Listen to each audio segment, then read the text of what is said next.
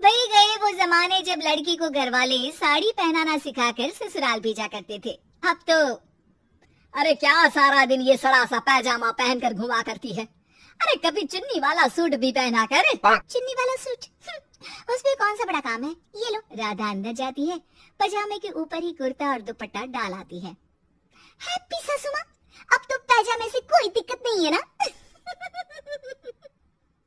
सास राधा को देखती है। हाँ कोई दिक्कत तो नहीं, लेकिन बहू तो बहू की तरह ही अच्छी लगती है ना। अरे दिन दिन लिपस्टिक लगाया कर। अगले दिन राधा पजामे के ऊपर ऊंची सी साड़ी पहनकर तैयार होकर आती है। सासू माँ, चाय ले लीजिए। अरे राधा, ये क्या झोकर बनी हुई है। अरे साड़ी के नीचे से पजामा दिख रहा है। अरे तो कोई बात नहीं है ना सासू माँ, आप ही को तो बहू ऐसी चाहिए थी ना, बहू जैसी। अब मैं क्या करती। तभी वहाँ श्याम आ जाता है। अरे राधा, माँ के कहने का मतलब है कि साड़ी मतलब सिर्फ साड़ी। आप भी ना पागल हो गए हैं क्या। सिर्फ साड़ी तो सत्यम शिवम सुंदरम की जिन्नत अमान ने पहनी थी। अरे लोग देखते तो थे जी भर भर के, लेकिन आंखें बंद करके। कैसी बातें कर रहे हैं आप। अरे मोहल्ले वाले क्या कहेंगे ना। अरे बस बस श्याम, तू चुप हो जा। ये औरतों के बीच में मत बोला कर। वैसे भी तेरी बीवी को पढ़ाई लिखाई के सिवा आता क्या है। कल को सिर्फ साड़ी पहनकर निकल आई ना बाबा ना, हंगामा हो जाएगा। अरे बहू, वो कहना ये चाह रहा था कि नीचे ये तू जो पजामा सजा लेती है ना, वो नहीं पहनना है ना। राधा सास की बात सुनकर परेशान सी हो जाती है। वो समझ नहीं पाती कि उसे क्या करना है। मैं कैसे इन लोगों को समझाऊं कि मैंने बचपन से ही सिर्फ पैजामे ही पहने। मेरी शादी के दिन भी लहंगे के नीचे पजामा ही तो था। अरे किसी को पजामे से क्या दिक्कत हो सकती है। क्या करूं मैं।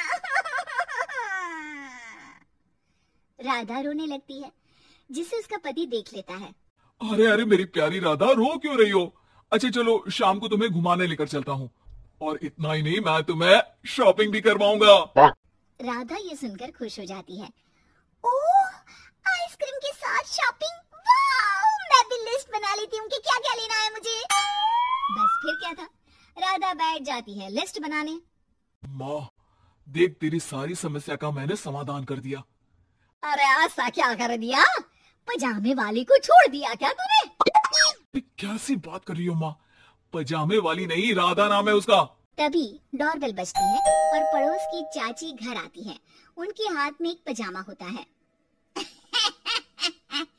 अरे मैंने सोचा कि ये कपड़ा सड़क पर गिरा था, किसी ने सुखाने डाला होगा। अब ना ये पेटीकोट जैसा था, ना ही पतलून जैसा। तभी मैं समझ गई ये राधा बहू का पजामा होगा। तो पहनती है ना ये। अरे चाहे पार्टी वेयर हो या फिर घर का कपड़ा, तुम्हारे बेटे की शादी के एल्बम देख रही थी, बहू ने तो लहंगे के नीचे भी पजामा पहना था। ठीक है चाची, दे दिया ना पजामा। अब पजामा पुराण मत सुनाओ, चली जाओ। चाचा जी के खांसने की आवाज आ रही है, जाकर पानी दे आओ उन्हें। अरे हाँ हाँ, जोरू का गुलाम जा रही हूँ मैं। चाची की जाने के बाद अरे अड़ोस पड़ोस वालों को बोलकर क्या फायदा होगा बेटा। अब तो घर मशहूर हो जाना ही है पजामे वाली बहू के नाम से। तभी वहाँ ससुर आ जाते हैं। अरे वो पीछे वाले घर के शर्मा जी ने तो घर के पोस्टल एड्रेस में यही लिखना शुरू कर दिया है, पजामे वाली बहू के घर के पीछे गली नंबर 7। अरे बस बस, आ गए तुम। दुकान आज जल्दी बंद कर दी। अरे क्या करूं, ये टाइट पैंट पहनकर बैठा नहीं जाता दुकान में। ज्यादा देर हुई तो थोड़ी देर पीठ सीधी करने घर चला आया। वैसे आज माँ बेटा साथ में क्या बातें कर रहे हैं। हाँ हाँ, बातों से याद आया, बोल रहा है कि पजामे वाली प्रॉब्लम का सलूशन ढूंढ लाया है।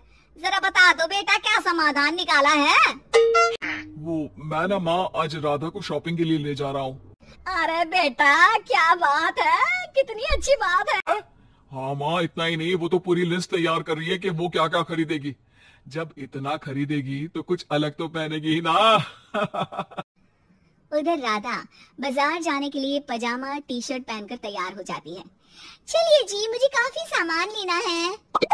पति श्याम उसे बाजार ले जाता है, जहाँ राधा एक नहीं दो नहीं बल्कि 12 पजामे खरीदती है, वो भी अलग अलग रंगों के, और वो सारे पजामे लेकर घर आ जाती है। अरे आ गई बहू रानी, क्या लेकर आई हो? पिताजी ये देखिए, आपके लिए ये पजामा लेकर आई हूँ, प्योर खादी का है।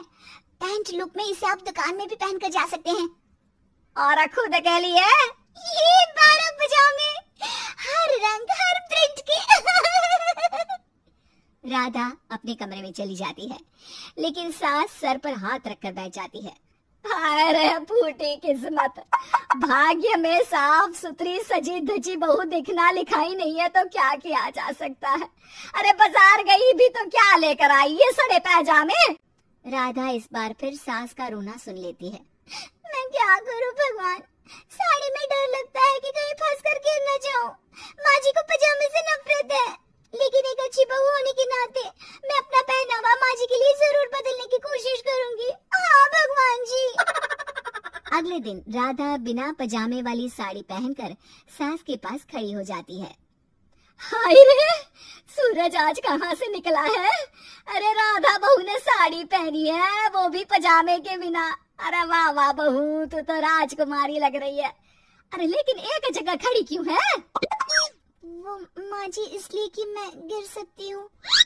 अरे हाँ जी, हमने तो 4 तल्ले के मकान को एक कर रखा था, ऊपर नीचे सारा घर संभाला था, वो भी साड़ी में। अरे कैसे गिरेगी तू, मैं भी तो देखती हूँ। जा छत से कपड़े लेकर आ। ना माँ जी, मुझसे नहीं होगा, मैं गिर जाऊंगी साड़ी में फंसकर। लेकिन सास नहीं मानती और राधा को साड़ी पहनकर छत पर जाना पड़ता है। लेकिन जैसे ही वो सारे सूखे कपड़े लेकर उतर रही होती है तो सीढ़ियों से गिर जाती है। फिर क्या? ओह, इनको काफी गहरी चोट आई है। लगता नहीं कि नहीं डॉक्टर साहब, ऐसा मत बोलिए।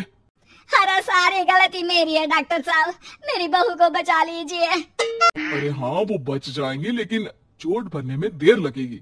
धीरे धीरे राधा ठीक हो जाती है और एक दिन जब पहली बार वो ठीक होकर कमरे से बाहर निकलती है तो देखती है कि सास ससुर पति सब पैजामे पहनकर खड़े होते हैं।